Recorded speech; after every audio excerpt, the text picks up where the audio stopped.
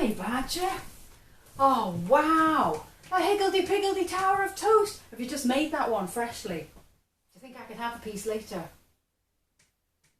What do you mean, no? Please.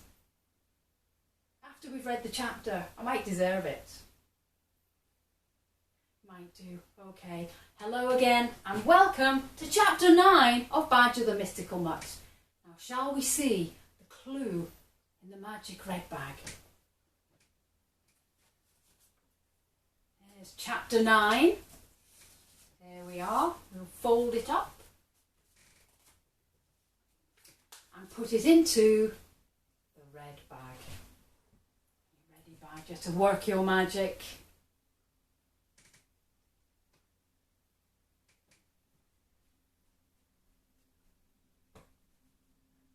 Thank you.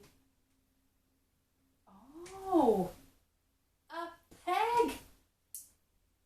Goodness me. Well, let's find out all about the peg in chapter 9. Here we go. Badger heard a strange scraping sound coming from the lane. He looked out to see Hamish dragging his dinner bowl full of buddy bites towards Top Dog's cardboard box. That pup learned a lot about kindness in the crystal cave. Badger smiled to himself. Top Dog looked up angrily, then spotted a clothes peg holding Hamish's ears together. He sniggered to himself. What are you up to, peg ears? Are you back for another thumping? Growled Top Dog. I wondered if you wanted some of this, said Hamish. Top Dog's mouth watered as his eyes feasted upon the overflowing bowl of juicy, chunky buddy bites. But before he could tuck in, his pride took over. What? Eat with the likes of you? Mummy's boy, who has to have his ears pegged back while he's eating? Don't think so. Beat it, said Top Dog gruffly. It's a shame if it goes to waste, ventured Hamish hesitantly. As for the peg, that was my big folks' idea.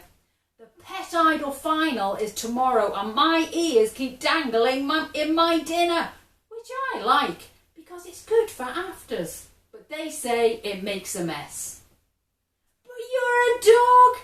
Mess is good, said Top Dog. Then he shook himself and got back to being gruff and tough. Well, I've got to admire your spirit, Fancy Pants. You've had a few beatings already, and here you are looking for another one. Look, why don't I just leave it here? If you don't want it, then maybe the birds will eat it.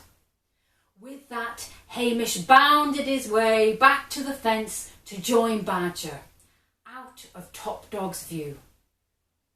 Top Dog sniffed at the food, looked around him, then grudgingly took a few bites. Then a few more. Then a few more, until he had hungrily wolfed down the lot. Hamish smiled at Badger. Hamish, where are you? Shouted a voice from a nearby garden. Oh, that's my big folk. I'd better go, said Hamish and trotted home. Top Dog tilted his head to one side with a flicker of recognition when he heard Hamish's big folk call him inside. Even after all these years, he thought fondly, I still think I can hear their voices. He shook himself. He was probably just being silly. He returned to licking the empty dinner bowl, then licked around it again. Only when he was totally sure that the bowl had no more licks left did he sit back and think. Could it be possible that my own big folk have been right here in the lane under my nose all this time? He wondered. He shook himself again. That's ridiculous, he thought. One chin wag with that Mystical Mutt and I'm getting soppy. I'll take this back to that daft peg-eared spaniel. He dragged his bowl back into the lane and up to the garden where Hamish lived. When he arrived, Hamish asked him timidly, "Why are you so annoyed about me being in Pet Idol?" "I hate everything about it. All those posh pampered pets and their posh pampered big folk, it's nonsense." "But I'm not posh or pampered. I'm just Hamish with daft ears." "You said it." "So what's it all about then?" asked Hamish innocently. "Stupid pets, stupid judges, stupid prize. Winner takes it all." "Prize? What prize? Can I eat it?" asked Hamish excitedly. "Who says you're going to win?" sneered Top Dog.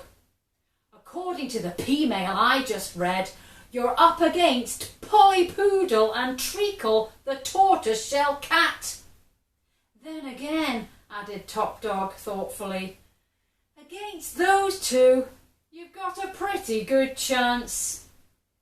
I like Polly Poodle, and Treacle's one of my best friends." "That doesn't surprise me," said Top Dog, raising his eyes to the sky. "Anyway, since you asked, the prize is a year's supply of crunchy munchy chewy chops and your very own personalised dinner bowl. Big deal." "Brilliant," said Hamish. "Although there's only so many crunchy munchy chewy chops even I could eat in a year. I'd have to share them out." "Why would you want to do that?" asked Top Dog. "Why not?" replied Hamish. Top Dog shrugged, turned to leave, then said over his shoulder, "Thanks for the dinner, by the way. You're not as bad as I thought." "Neither are you," said Hamish. "Shh, I've got my reputation to think of." As Top Dog headed homewards to his cardboard box, Hamish ran indoors with his dinner bowl, happier than he'd been in a while. He didn't trip over his ears once. And that is the end of chapter 9. Wow, can't wait to hear what happens in chapter 10. That was great, Badger. Really enjoyed that. Oh, Badger, thank you. Toast, lovely. See you later. Bye-bye.